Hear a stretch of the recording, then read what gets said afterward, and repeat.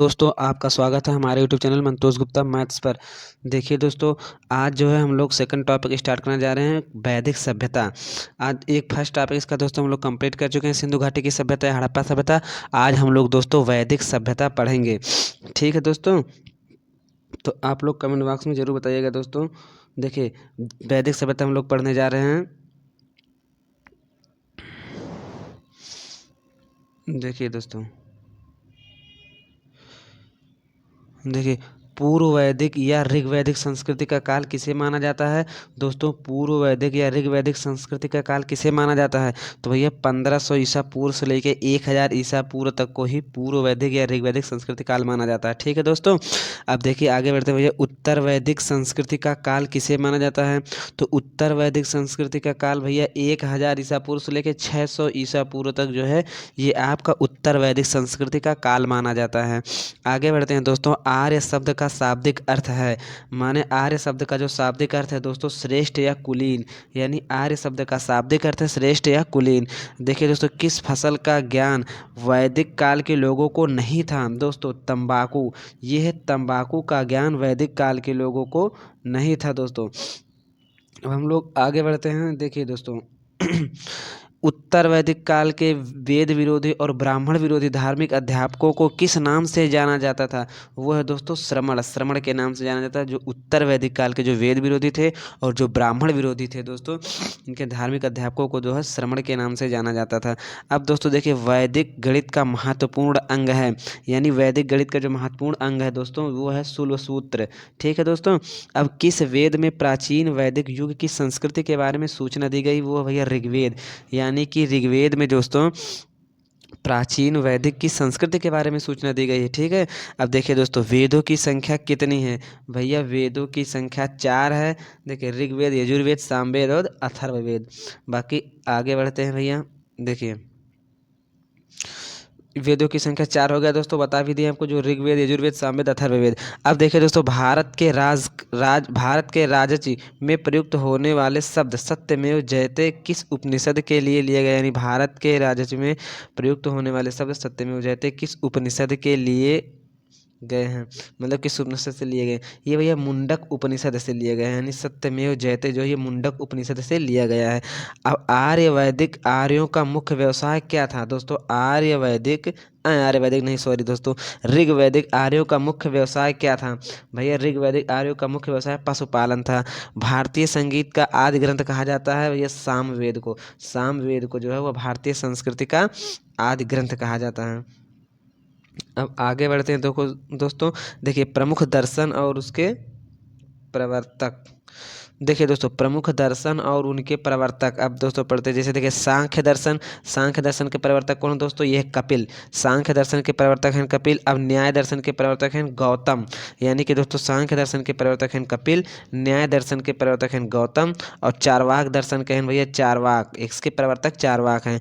और योग दर्शन के प्रवर्तक हैं पतंजलि। दोस्तों ये क्वेश्चन इंपॉर्टेंट है, योग दर्शन के जो है प्रवर्तक कौन है? पतंजलि हैं। बाकी पूर्व मीमांसा का है जैमिनी, और उत्तर मीमांसा के प्रवर्तक दोस्तों हैं ये बादरायन। बादरायन और वैशेषिक के हैं कणाद। अब दोस्तों नेक्स्ट आगे क्वेश्चन बढ़ते हैं, आगे की ओर बढ़ते हैं। देखिए दोस्तों, प्रथम विधि निर्माता जो है ये तो मनु है, आप लोग जानते ही होंगे। प्रथम विधि निर्माता कौन है? मनु है। तो दोस्तों देखिए, अब हम लोग आगे की ओर बढ़ते हैं, क्वेश्चन की ओर। देखिए नेक्स्ट क्वेश्चन करते हैं। देखिए दोस्तों, उपनिषद काल के राजा अश्वपति कहाँ के शासक थे? तो भैया उपनिषद काल के राजा अश्वपति कहाँ के शासक थे? ये केकेय के शासक थे दोस्तों। अब देखिए, आत्मज्ञान के विषय में नचिकेता और यम का संवाद किस उपनिषद में प्राप्त होता है? तो भैया नचिकेता एवं यम का संवाद ये कठोपनिषद में प्राप्त होता है दोस्तों, ये कठोपनिषद में हो जाएगा। बाकी वैदिक नदी कुंभा कायुल का स्थान कहाँ निर्धारित होना चाहिए? ये अफगानिस्तान में निर्धारित होना चाहिए। बाकी कपिल मुनि द्वारा प्रतिपादित दार्शनिक प्रणाली है भैया सांख्य दर्शन होगा इसका। और भारत के किस स्थल का खुदाई से लौह धातु का प्रचलन प्राचीनतम प्रमाण मिले हैं? ये दोस्तों हैं अतरंजी खेड़ा, अतरंजी खेड़ा में। बाकी आगे बढ़ते हैं दोस्तों। देखिए यहाँ तक हो गया है। देखिए दोस्तों, किस काल में अछूत की अवधारणा स्पष्ट रूप से उदित हुई भैया धर्मशास्त्र के काल में। धर्मशास्त्र के काल में जो है अछूत की अवधारणा स्पष्ट रूप से उदित हुई थी। अब गायत्री मंत्र जो है देवी सावित्री को जो संबोधित किया गया है किस पुस्तक में मिलता है भैया? गायत्री मंत्र आपका ये ऋग्वेद में मिलता है। ठीक है दोस्तों, गायत्री मंत्र ऋग्वेद में मिलता है। बाकी न्याय दर्शन को प्रचारित किया था भैया गौतम ने। इसके पीछे अभी हमने पढ़ाया था दोस्तों, न्याय दर्शन के प्रतिपादक गौतम थे। ठीक है, यानी अब देखिए प्राचीन भारत में निष्क मतलब प्राचीन भारत में निष्क से जाने जाते थे भैया कौन? स्वर्ण आभूषण। स्वर्ण आभूषण जो है वो प्राचीन भारत में निष्क के नाम से जाने जाते थे। योग दर्शन के प्रतिपादक भैया पतंजलि हैं। अभी पिछले भी अभी पढ़े हैं दोस्तों, पिछले में आप। और उपनिषद पुस्तकें हैं दर्शन पर भैया, उपनिषद पुस्तकें हैं दर्शन पर। बाकी आगे बढ़ते हैं दोस्तों, देखिए उपनिषद है दर्शन पर। पूर्व वैदिक आर्यों का धर्म मुख्यतः था प्रकृति पूजा और यज्ञ था। यानी जो पूर्व वैदिक आर्य जो है उनका धर्म प्रमुख जो है प्रकृति पूजा और यज्ञ था, यानी वो प्रकृति की पूजा करते थे और यज्ञ करते थे दोस्तों। चरक संहिता नामक पुस्तक किस विषय से संबंधित है? चरक पुस्तिका चिकित्सा से संबंधित है। चरक पुस्तिका जो ना को चिकित्सा से संबंधित है। यज्ञ संबंधी विधि विधानों का पता चलता है भैया यजुर्वेद से। यज्ञ संबंधी विधि विधानों का पता जो है आपका वो यजुर्वेद से चलता है। वैदिक युगीन सभा क्या थी भैया? ये मंत्र परिषद थी ना। वैदिक युगीन सभा क्या थी? मंत्री परिषद थी। वैदिक युग में प्रचलित लोकप्रिय शासन प्रणाली थी गणतंत्र। यानी जो वैदिक युग में प्रचलित लोकप्रिय शासन प्रणाली थी वो थी गणतंत्र प्रणाली थी। सबसे प्राचीन वेद कौन सा है भैया? सबसे प्राचीन वेद कौन सा है? सबसे प्राचीन वेद है दोस्तों ऋग्वेद। सबसे प्राचीन वेद है ऋग्वेद। बाकी नेक्स्ट बढ़ते हैं दोस्तों अब आगे की तरफ। ऋग्वेद तक हो गया। कौन भारतीय दर्शन की आरंभिक विचारधारा है? तो भैया साख्य है इसका। ठीक है दोस्तों, देखिए साख्य, योग, न्याय, वैशेषिक, मीमांसा एवं वेदांत, इन 6 भिन्न भारतीय दर्शनों को स्पष्ट रूप से अभिव्यक्त हुई है ये वैदिक युग में। देखा वह दस्तकारी कौन सी है जो आर्यों द्वारा व्यवहार में नहीं लाई गई थी भैया? लुहार, यानी लुहारगिरी जो है ये वैदिक आर्यों द्वारा नहीं लाई गई थी। प्राचीनतम व्याकरण अष्टाध्यायी के रचनाकार कौन है भैया? महर्षि पाणिनि है। पाणिनि जिसको बोलते हैं आप लोग। कौन सी स्मृति प्राचीनतम है? मनु स्मृति सबसे प्राचीनतम भैया, सबसे पुराना मनु स्मृति है। आदि काव्य की संज्ञा किसे दी जाती है? आदि काव्य की संज्ञा दोस्तों रामायण को दी जाती है। बाकी हम लोग आगे बढ़ते हैं दोस्तों, देखिए यहाँ तक हो गया। प्राचीनतम पुराण है सब मत्स्य पुराण। सबसे प्राचीनतम पुराण कौन सा है दोस्तों? मत्स्य पुराण। बाकी ऋग्वेद में सबसे पवित्र नदी किसे माना गया है? सरस्वती जी को, यानी सरस्वती नदी को। बाकी वैदिक समाज की आधारभूत इकाई थी भैया काल या कुटुंब। ऋग्वैदिक युग की प्राचीनतम संस्था कौन सी थी भैया? ऋग्वैदिक युग की प्राचीनतम संस्था कौन सी थी? विद्वत थी। और ब्राह्मण ग्रंथों में सर्वाधिक प्राचीन कौन है भैया? शतपथ ब्राह्मण हैं, ब्राह्मण ग्रंथों में सर्वाधिक प्राचीन है। गोत्र व्यवस्था प्रचलन कब में आई? मतलब गोत्र व्यवस्था प्रचलन में कब आई? गोत्र व्यवस्था जो ये प्रचलन में दोस्तों उत्तर वैदिक काल में आई थी ना। हाँ दोस्तों अब आगे बढ़ते हैं, देखिए उत्तर वैदिक काल तक यहाँ तक हो गया है। देखिए दोस्तों मनुस्मृति मुख्यतः संबंधित है भैया समाज व्यवस्था से।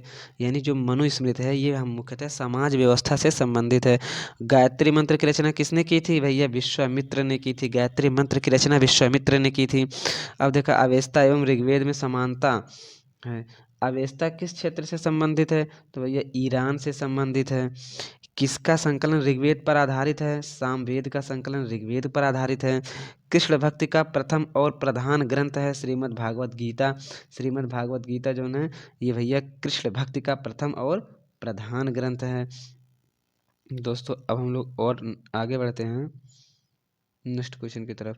देखिए तो ऋग्वेद में संपत्ति का प्रमुख रूप क्या है भैया? गोधन है। ऋग्वेद के किस मंडल में शूद्र का उल्लेख पहली बार मिलता है भैया? ऋग्वेद के किस मंडल में शूद्र का उल्लेख पहली बार मिलता है? ये है 10वें मंडल। 10वें मंडल में दोस्तों शूद्र का उल्लेख पहली बार मिलता है ऋग्वेद में। अब वेदों की ऋचाओं को पढ़ने वाले ऋषि को क्या कहते हैं भैया? होत्र कहते हैं, होत्री। यानी जो वेदों की ऋचाओं को पढ़ने वाले ऋषि को होत्र कहते हैं। ऋग्वेद का संबंध किससे है भैया? ईश्वर महिमा से है। अब आप देखें तो आगे बढ़ते हैं थोड़ा सा। देखिए दोस्तों, ऋग्वेद में कुल मंडल हैं, ऋग्वेद में कुल भैया 10 मंडल है, ऋग्वेद में कुल 10 मंडल है। बाकी ऋग्वेद में सूक्तियाँ हैं 1028 सूक्ति हैं, ऋग्वेद में 1028 सूक्तियाँ हैं। ऋग्वेद में कुल ऋचाएँ हैं 10,580 ऋचाएँ हैं दोस्तों ऋग्वेद में। ऋग्वेद में इंद्र के लिए ऋचाएँ हैं 250 नहीं 250 ऋचाएँ जो है ऋग्वेद में इंद्र के लिए हैं दोस्तों। बाकी ऋग्वेद में अग्नि के लिए ऋचाएँ हैं 200 ऋचाएँ हैं ऋग्वेद में अग्नि के लिए, ठीक है। बाकी सबसे पुराना वेद जो है दोस्तों, देखिए सबसे पुराना वेद आपका यह ऋग्वेद ही है, जो कि उत्तराखंड पीसीएस में दोस्तों 2010 में आया हुआ क्वेश्चन है। उत्तराखंड यूडीए एलडीए प्री 2007 में आया हुआ क्वेश्चन, यूपीएससी प्री 1995 में आया हुआ क्वेश्चन है दोस्तों। नेक्स्ट अब आगे बढ़ते हैं। देखिए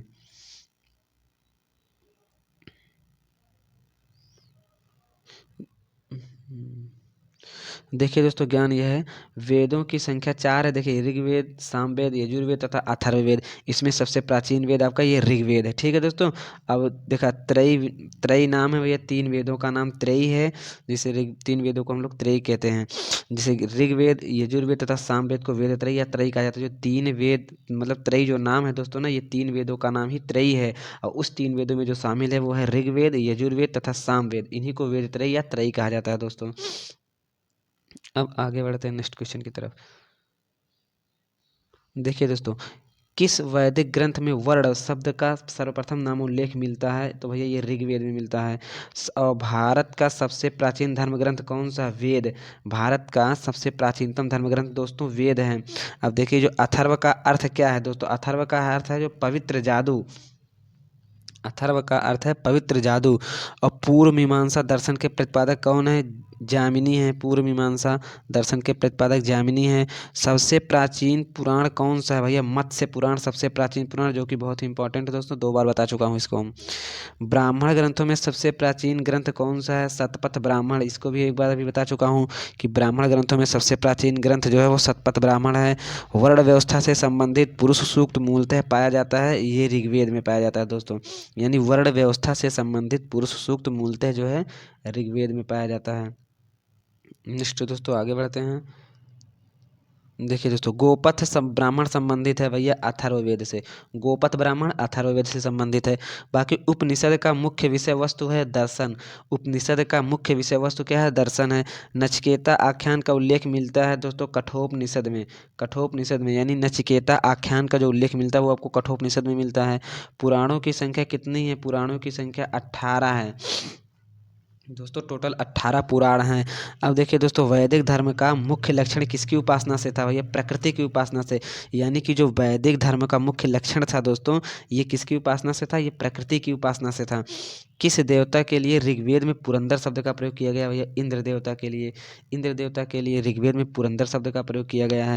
शूल्व सूत्र किस विषय से संबंधित पुस्तक है भैया? ये ज्यामिति से संबंधित पुस्तक है। नेक्स्ट क्वेश्चन दोस्तों आगे बढ़ते हैं। देखिए, अस्तोमा सद्गमय कहाँ से लिया गया है? तो भैया ये ऋग्वेद से लिया गया है। अस्तोमा सद्गमय तमसोमा ज्योतिर्गमय आप पढ़े होंगे दोस्तों। अस्तोमा सद्गमय कहाँ से लिया गया है? ऋग्वेद से लिया गया है। आर्य भारत में बाहर से आए और सर्वप्रथम बसे थे भैया पंजाब में। आर्य जो है ये भारत में बाहर से आए थे, लेकिन सबसे पहले इन्होंने पंजाब में बसा। यानी अब देखिए दोस्तों आगे, ऋग्वेद का कौन सा मंडल पूर्णतः सोम को समर्पित है? ऋग्वेद का जो 9वां मंडल है वो पूर्णतः सोम को समर्पित है, यानी सोम देवता को समर्पित है। प्रसिद्ध सॉरी दोस्तों, देखिए प्रसिद्ध 10 राजाओं का युद्ध जो है दसराज युद्ध किस नदी के तट पर लड़ा गया? भैया जो दसराज युद्ध ये परशुड़ी, जिसको रावी नदी भी कहा जाता है शायद, यानी परशुड़ी नदी को ही रावी नदी कहा जाता है, परशुड़ी नदी के किनारे लड़ा गया दोस्तों। धर्मशास्त्र में भू राजस्व की दर क्या है भैया? 1/6 है। 800 ईसा पूर्व से 600 ईसा पूर्व काल किस युग से जुड़ा है? ब्राह्मण युग से जुड़ा है। यानी ये जो 800 ईसा पूर्व से 600 ईसा पूर्व का काल है ये ब्राह्मण युग से जुड़ा है। आरंभिक वैदिक साहित्य में सर्वाधिक वर्णित नदी कौन है दोस्तों? आरंभिक वैदिक काल में सर्वाधिक सिंधु नदी है। आरंभिक वैदिक साहित्य में देखिए दोस्तों बता दे रहे हैं, जो आरंभिक वैदिक साहित्य में सर्वाधिक वर्णित नदी भैया ये है सिंधु नदी, ठीक है दोस्तों। बाकी हम लोग नेक्स्ट आगे की तरफ बढ़ते हैं दोस्तों। देखिए नेक्स्ट क्वेश्चन दोस्तों, हम लोग नेक्स्ट क्वेश्चन देखते हैं। किस वेद में जादुई माया और वशीकरण का वर्णन है? भैया किस वेद में जादुई माया और वशीकरण का वर्णन है? भैया वो अथर्ववेद में। जादू टोना अथर्ववेद में ही है दोस्तों। अब देखिए आर्य शब्द इंगित करता है नृजाति समूह को। नृजाति समूह को आर्य शब्द इंगित करता है। प्राचीनतम विवाह संस्कार का वर्णन करने वाला विवाह सूक्त किसमें पाया जाता है? भैया ऋग्वेद में पाया जाता है। ऋग्वेद में अघन्य माने वध योग्य नहीं शब्द का प्रयोग किसके लिए किया गया है? आप लोग जानते हो दोस्तों, गाय के लिए। गाय के लिए ऋग्वेद में अघन्या कहा गया है गाय को। ये बहुत इंपॉर्टेंट दोस्तों, क्वेश्चन में एग्जाम में बार बार ये क्वेश्चन पूछा जा सकता है, बहुत बार पूछा भी गया है दोस्तों। बाकी अब नेक्स्ट बढ़ते हैं आगे की तरफ। देखिए दोस्तों, ऋग्वेद में किन नदियों का उल्लेख अफगानिस्तान के साथ आर्यों के संबंध का सूचक है? कुबा, क्रमु। आर्यों के आर्कटिक होम सिद्धांत का पक्ष किसने लिया था? भैया बीजी तिलक ने लिया था। बीजी तिलक मतलब बाल गंगाधर तिलक। देखिए दोस्तों, अथर्व का जो अर्थ है भैया, अथर्व का अर्थ क्या है? पवित्र जादू। अथर्व का अर्थ अभी हम लोग आपको बताए थे। इसका अर्थ है दोस्तों पवित्र जादू। देखिए अब हम लोग नेक्स्ट क्वेश्चन की तरफ बढ़ते हैं दोस्तों। अथर्व का अर्थ क्या है? पवित्र जादू। कौन सा वेद अंशतः गद्य रूप से भी रचित है? भैया यजुर्वेद है वो। यजुर्वेद जो है वो अंशतः गद्य रूप में भी रचित है। उत्तर वैदिक काल में किस देवता का सर्वोच्च स्थान प्राप्त था? प्रजापति। प्रजापति देवता का उत्तर वैदिक काल में सबसे ज़्यादा मतलब सबसे ऊंचा स्थान इनका प्राप्त था। संस्कारों की कुल संख्या कितनी भैया? टोटल हम लोग के 16 संस्कार हैं। भैया कर्म का सिद्धांत संबंधित है मीमांसा से। मीमांसा से। बाकी दोस्तों देखिए नेक्स्ट टॉपिक है बौद्ध धर्म एवं जैन धर्म। ये तीसरा टॉपिक है। ये दोस्तों अगले दिन कराए जाएंगे। बाकी आज का दोस्तों देखिए अब समाप्त हो गया।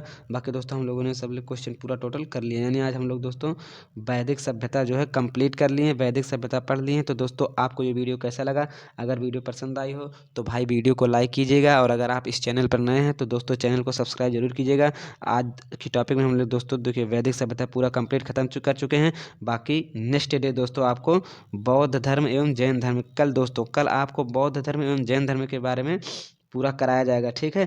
तो दोस्तों उम्मीद करते हैं आप लोगों को पूरा समझ में आ गया होगा। तो दोस्तों अपने फ्रेंड सर्कल में दोस्तों इसको शेयर जरूर कीजिएगा, ठीक है? बाकी दोस्तों मिलते हैं नेक्स्ट वीडियो में, तब तक के लिए बाय बाय।